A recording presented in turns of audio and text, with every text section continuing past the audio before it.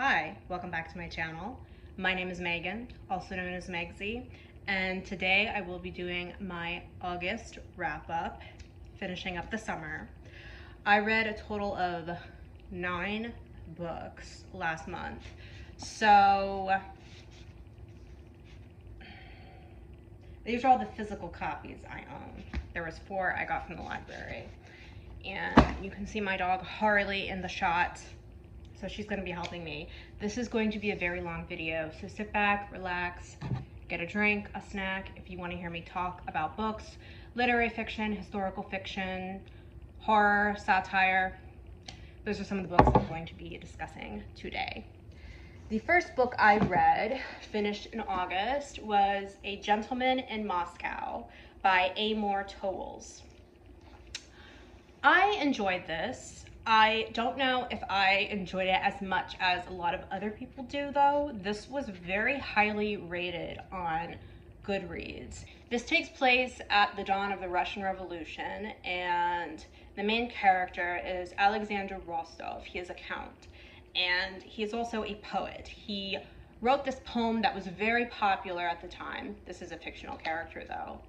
And the Bolsheviks don't really know how to interpret it, if he is for or against the revolution. And because he is aristocracy, he's sentenced to house arrest in the Metropole Hotel, and he cannot leave this place. I did read on Goodreads, someone said this wasn't, I'm sorry, someone said that this wasn't, you see my Russian dog? She's gonna help me do this Russian story in the background. Samoyeds are from Siberia. Anyway, someone said that this was not realistic, in that a count wouldn't have been sentenced to house arrest. He would have either been sent to a gulag or executed, which kind of goes into one of my critiques with this novel, even though I did enjoy it. So getting back to the summary, the novel basically is about his time spanning from 1920 through the mid-50s after Stalin takes power, and basically him just meandering about the hotel and all of the different relationships and friendships he develops with the people who are hotel staff and also the guests who are coming and going. He becomes very involved with one of the restaurants there called the Borsky, I believe is how you say it. And he makes friends with 2 of the men that work at the restaurant, and they call themselves the Triumvirate. One of my issues with this novel was there was a lot of descriptions of food and recipes describing how food tastes, and for me, I don't really like reading about food descriptions, I've realized. I find it very boring. At some point in the novel, he makes friends with this young girl who is staying there as a guest named Nina. And Nina eventually leaves. When she comes back to the hotel, she's older, she's married, and she has a 6-year-old daughter named Sophia. And Nina says, hey, can you watch my daughter Sophia? Because my husband was sentenced to a labor camp, and we're going to go and meet him. Hopefully, things will sort themselves out. She's very optimistic. And Sophia will join us. Nina never returns, and so Sophia becomes the Count's adopted daughter. I felt like this was where the novel started to pick up, because then the Count has a sense of purpose that carries the novel. His purpose is he wants to provide the best life possible for his daughter. And before then, it just felt a little too aimless. My one issue with it, besides the food descriptions, was it came across as a little too twee and cutesy, the writing, and I don't feel it really captured tonally what life would have been like under the Soviet Union as a prisoner, a house arrest. It didn't seem very realistic. I just think of Eastern European writers I've read, such as Nabokov or Dostoevsky, and there's a certain kind of dark tone that Eastern European writers have that Amor Towles does not, and I could tell he was not Eastern European. I think someone who did a really good job capturing this tone, even though he was not Eastern European, is Tariq Ali. He's British Pakistani. He wrote Fear of Mirrors, which was about disillusioned communists during the fall of the Soviet Union in East Germany and how everyone betrayed each other, and I kind of was expecting that tonally for this novel, and it didn't have that. So overall, I think it was a pretty good read. I would rate it 4 stars.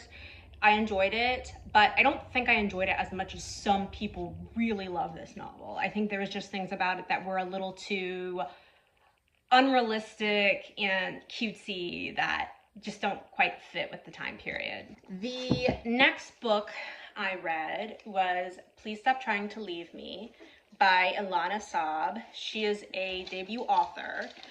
When I first started reading this novel, my thought was like, oh no, not another sad girl novel about a young woman who is mentally ill, who lives in New York City and is very wealthy and privileged. I was getting shades of Otessa Moshfegh.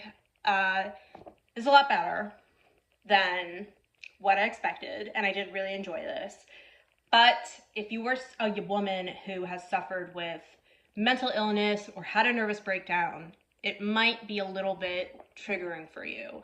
I did have to kind of step back a bit, although I did finish this book in like several days. So the premise follows a young woman named Norma in the year 2021.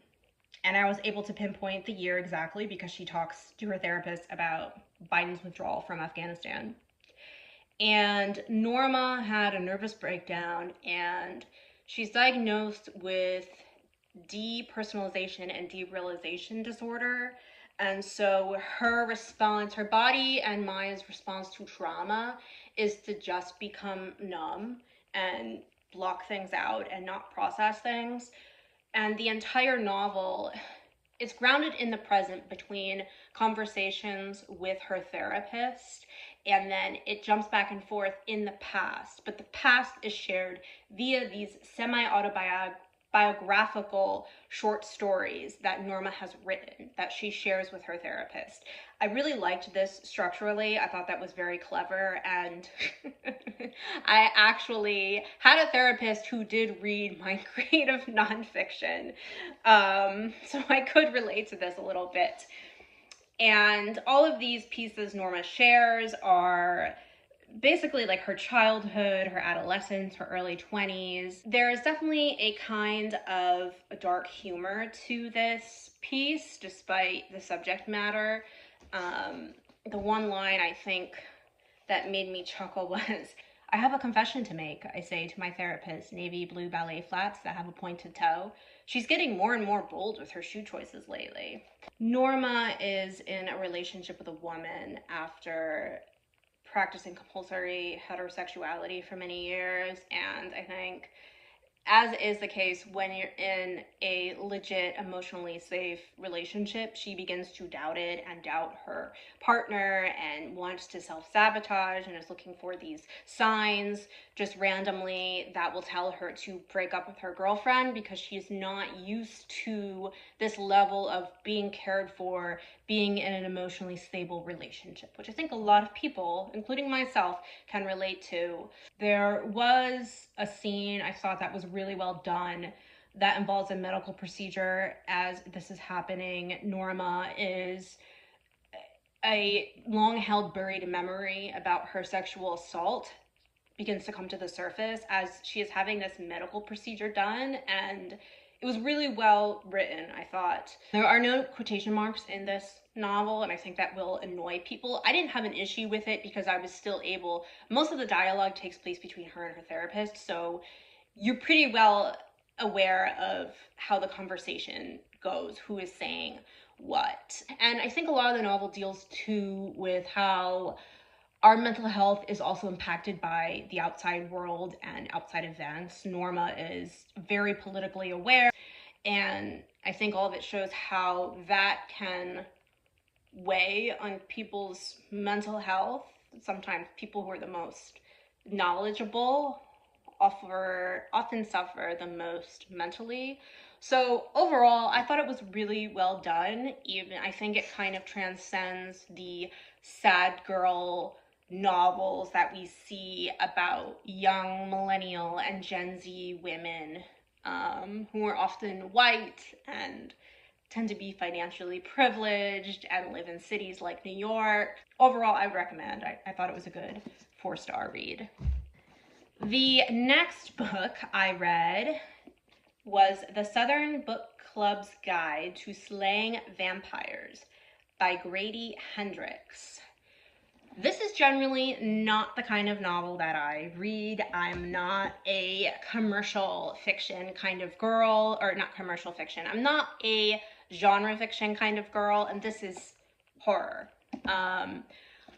I heard about this book from someone online who was not a booktuber, and when I first heard about it, I thought that it would be more about the politics of housewives and the vampires were more metaphorical.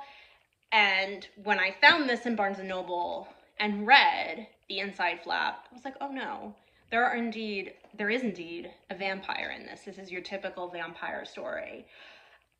So the story is about these 4 or 5 women, I think there's 4 of them, 4 housewives in South Carolina in the 80s to mid-90s who have this book club, and they all enjoy reading true crime novels.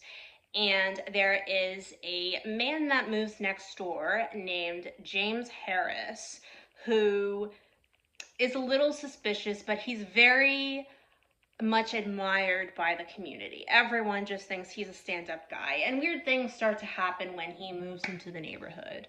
There are people who live across the town, poor, rundown, disenfranchised African-American neighborhood, where the young Black children randomly go missing or end up killing themselves. And of course, the white, wealthy community of this town don't really care until it begins affecting them.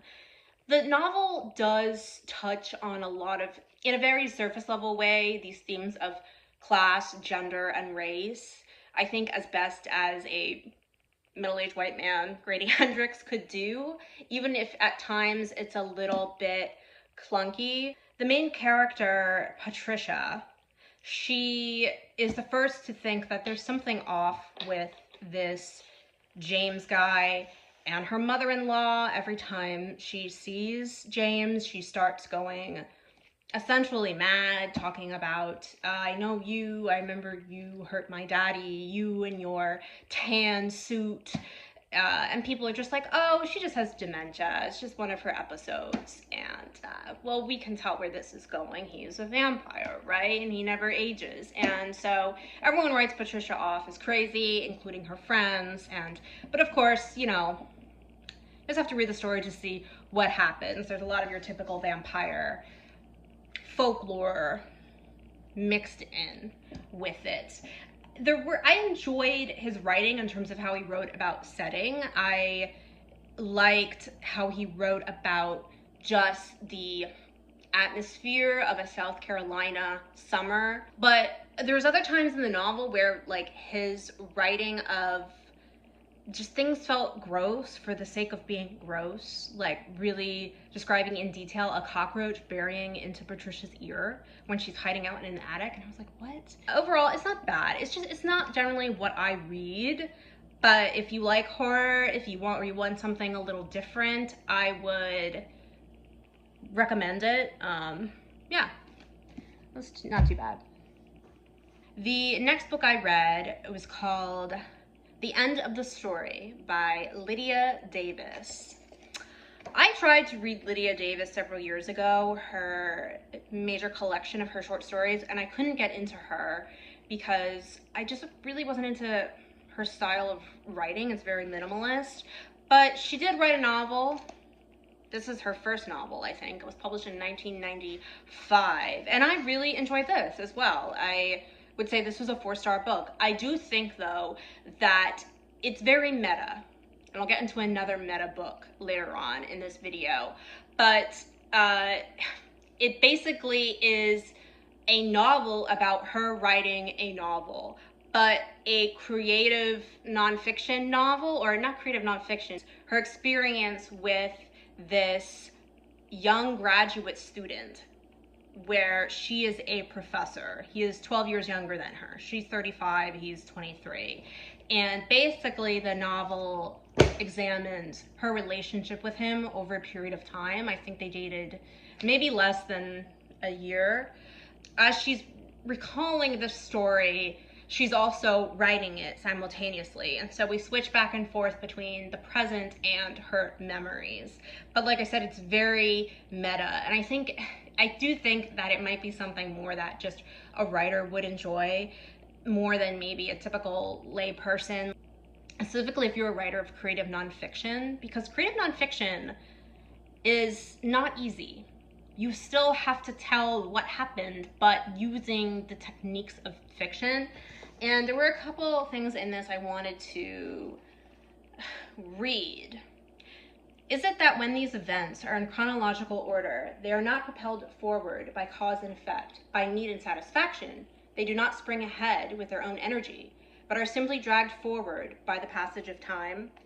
I think that is a common thing that all writers, specifically, like I said, creative nonfiction writers, struggle with. How do you structure this? Do you stay true to how they happened in chronological order, or do you have to kind of tinker with that? There are always liberties taken. And so the novel also deals a lot with memory and how every time we think of a memory, our minds are always alternating it. The actual story of her relationship with this man is she doesn't really treat him that well.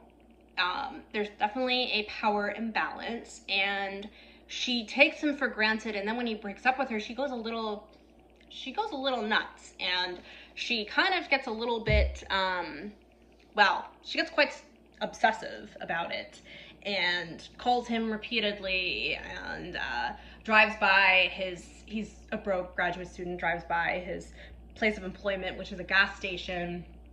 And oftentimes he does respond to her and continue talking. There's one scene where she is watching from a hilltop. The place where they live is very hilly.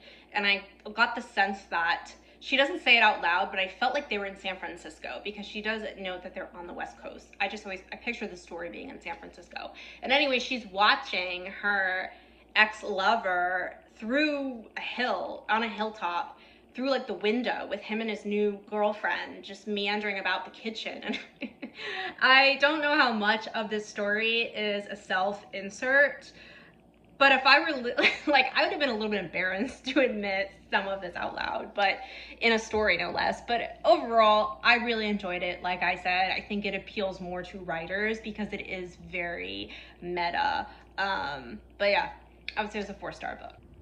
The next book I read was Yellowface by R.F. Kuang. I really enjoyed this. I think it got some polarizing reviews online, and some of them seem to be directed more at how the author kind of self-inserts herself into this. But as someone who was not familiar with R.F. Kuang, I've never read any of her work prior, as she deals more with the fantasy realm, and not knowing anything about the criticism she's received as an author, I thoroughly enjoyed this. It is also a very meta novel. The story is about 2 authors, Athena and June. Athena is more of a famous author, and June, although she's published, just never had the same level of fame or recognition that Athena has. And they're not really friends. June is insanely jealous and bitter about Athena. One night they are hanging out, and Athena tragically dies in a freak accident in front of June. And after that happens, while June is still in Athena's apartment, she steals Athena's manuscript that Athena had showed her the night she died, which is a long historical fiction novel about Chinese laborers during World War I. And it's a rough draft. June reads it, and she's like, this is incredible. And so, just for fun, she begins working on this novel, rewriting it, editing it, and she eventually ends up sending it out to her agent and says, hey, this is my work, and it's a little different than what I normally publish. Do you wanna, what do you think? And of course, he says, oh, this is amazing. And she goes on to get a book deal at a publisher. It comes out. Everyone loves it. Well, most everyone. And she finally has the fame she wants, the literary recognition. However, Athena's fans notice that this novel sounds way too much like Athena's voice, and they're very suspicious because they know June was with Athena the night she died. So the plagiarism accusations start getting thrown at June. And a lot of the novel is very online, and I think some people didn't like that. For me, I feel like it worked because I do think a lot of the publishing industry and the whole rise of social media is very much online. R.F. Kuang does deal with a lot of like these online communities that exist. She even touches on the manosphere. And yes, I do think this in time will date the novel, but the novel is very much of the time. It is very much a 2020s publishing novel, and it very much exposes racism within the current publishing industry, and specifically white liberal racism, which is much more subtle and insidious. June is very entitled. She doesn't really have any qualms about stealing Athena's work. She publishes another novel where she steals the first paragraph from Athena's workshop. And yeah, it's kind of like a thriller novel because people become very, very angry, and they're fully aware that this is a white woman who has stolen an Asian woman's work, writing about Chinese American laborers. Also has some similar themes to the film American Fiction, which was adapted from Erasure, the book Erasure, specifically how the industry tends to pigeonhole writers of color into telling only certain kinds of tales because that's what sells. I don't really have an issue with how people felt R.F. Kuang was defending herself in this, because obviously people were like, oh, Athena is a self-insertion of R.F. Kuang, or June, even aspects of June are a self-insertion of Kuang, not the racist part, but other parts. And writers do this. This is not the first writer I've read like this. Mary Gaitskill did it in her short story, The Agonized Face. Philip Roth, he was very blatant. He literally would you read Operation Shylock, there is an author called Philip Roth in the novel. So she's not unique in doing this. I don't know. Again, I think it's kind of like, again, like Lydia Davis's The End of the Story. It's not only a meta novel, but it is very much also, I think, a writer's novel. So overall, I enjoyed it. 4.5 stars. The next book I read was Natural Beauty by Ling Huang. It was interesting. The story is about a young Chinese American girl. She's never named in the novel.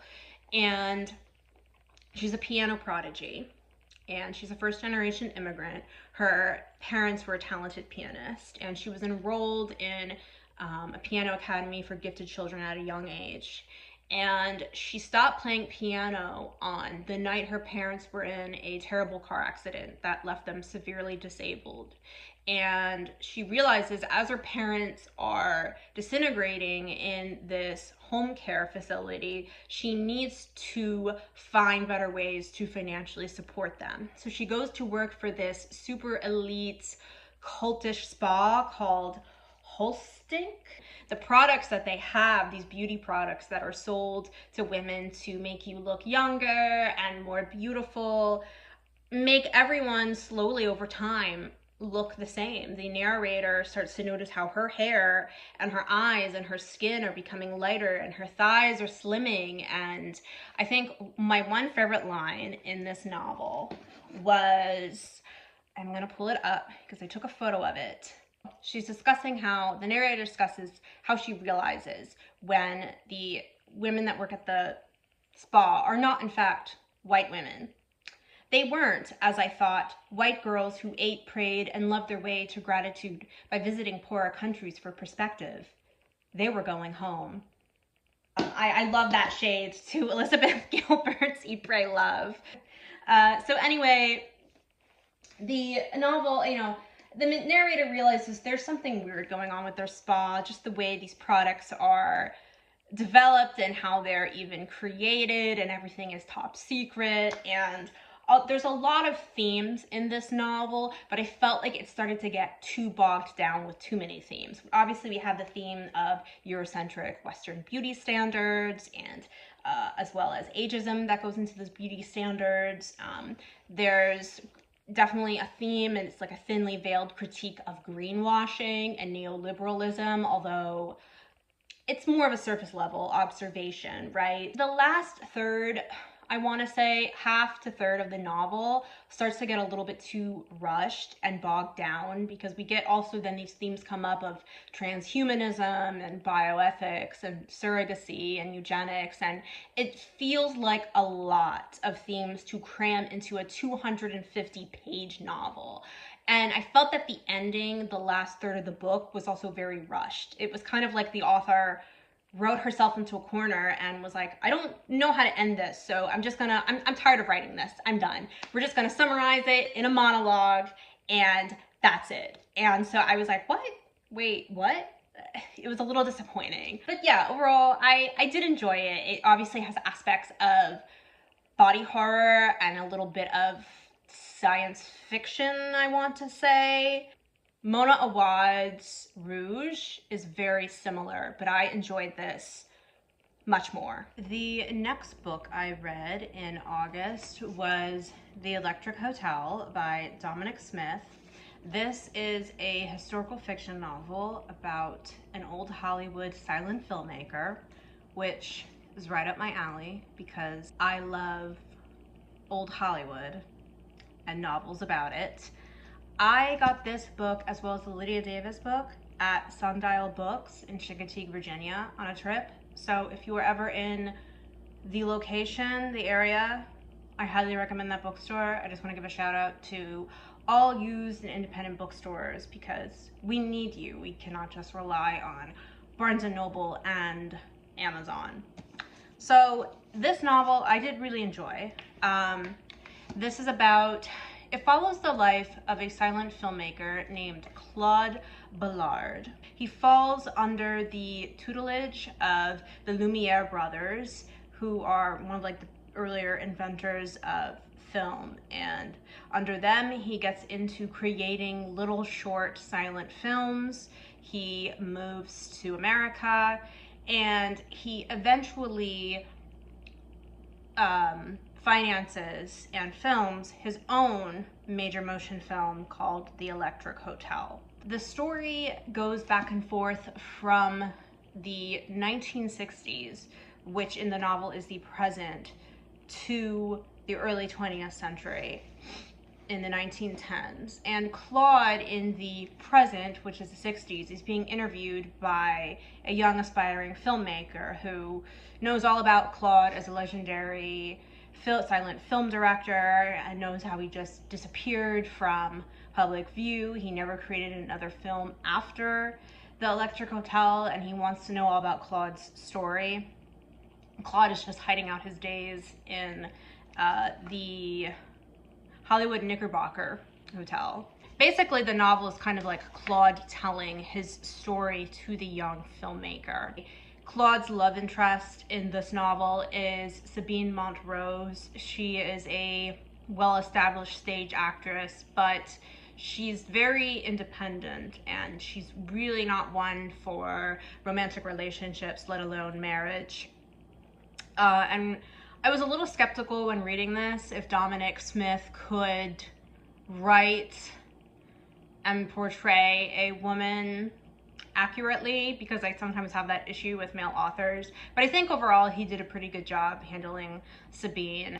We follow the entire film process of The Electric Hotel, which is well beyond budget and ends up bankrupting a lot of people. The reason for that is because Thomas Edison, who has a brief cameo appearance in this novel, sues the filmmakers, Claude and co., claiming that the film violates a film strip patent. And this is actually something that Thomas Edison literally did. He basically tried to patent any kind of motion, light, sound that he possibly could. I didn't notice about Edison. Really, I felt very ignorant about Thomas Edison when I read this, and I was like, oh wow, very interesting. I didn't know he was such an asshole. The film obviously does not meet the budget at all because it has to get pulled from all of the theaters, and then Claude is basically finished as a filmmaker. Sabine, I thought, was well written. Again, as I said, I sometimes have an issue with the way male authors write women, but ultimately she stays true to herself, and she's not one, other than adopting children, she just does not want the domestic life. Overall, it's really well written. His writing is very dense, I have to say. It actually reminds me a little bit of Isabella Hamad. How interesting to think that they have similarities, these two totally different authors. But so this is not a novel that you can just like finish in a couple days. It's pretty thick. His writing, like I said, it's very, very dense. So I don't think it would be up everyone's alley. And I did feel there was like multiple chapters dedicated to the filming of the Electric Hotel that I felt got a little bit too wordy, too bogged down. Like, you can tell this man really did his research in terms of how films, specifically silent films, when they had like really no special effects were made. But that part of the novel does sag a little bit. Overall, I definitely recommend The Electric Hotel. I would say it was a 4-star novel for me. The next novel I read was Worry by Alexandra Tanner. This wasn't bad, but it feels a little familiar, and it very much gives off a vibe of the contemporary sad girl millennial novel. There is also very little plot. Now, I'm someone who reads literary fiction. Most literary fiction is character driven. It is not plot driven. But this really felt like the author kind of tried to fictionalize her life with her sister. And what it is just a series of situations and dialogue and not much else. And it doesn't have any kind of narrative arc, except maybe a little bit towards the end.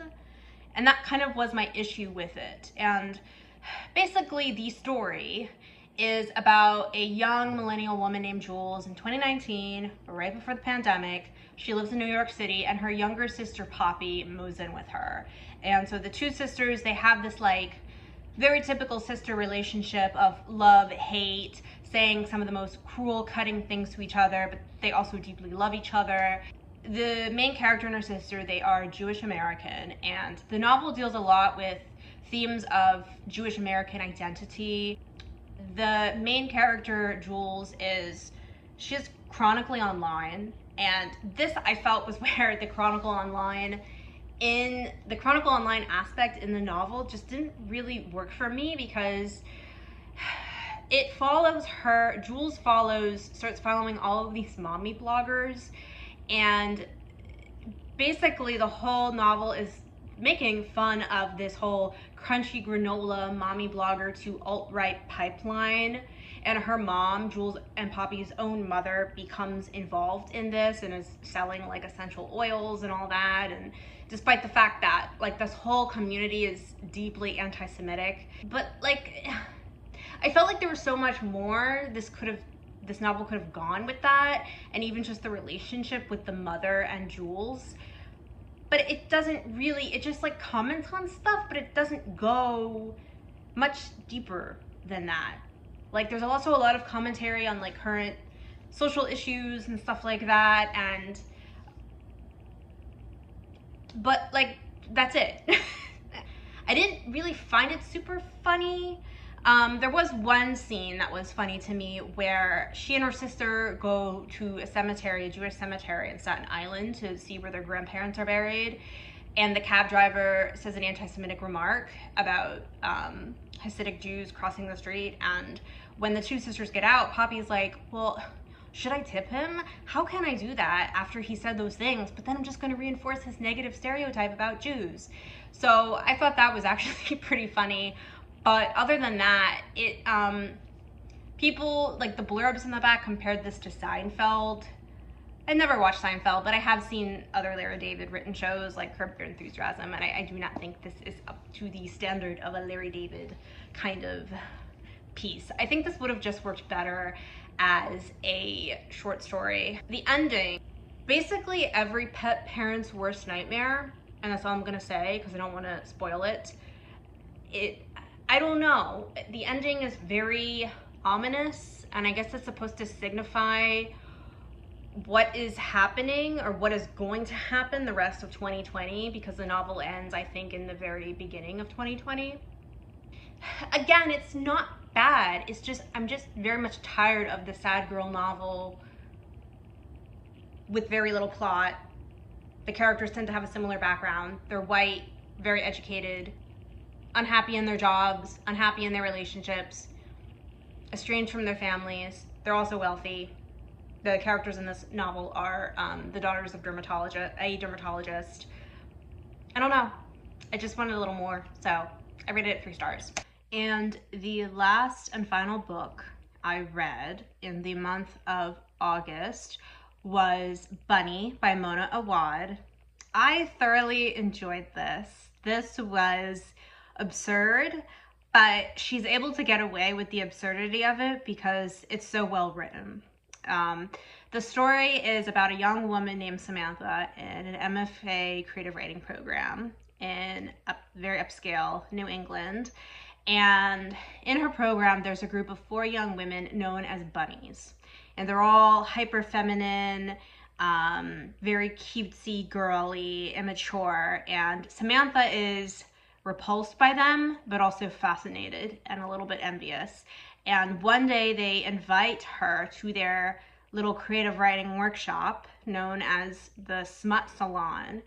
And what happens there is this magical witchcraft wherein they sacrifice bunnies to create these men of their dreams. I know, it sounds absurd. It sounds so absurd to describe it.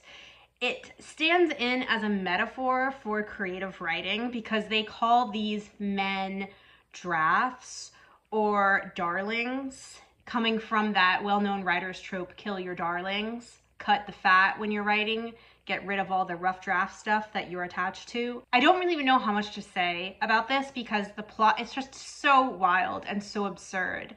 And Samantha is not a reliable narrator, as you find out.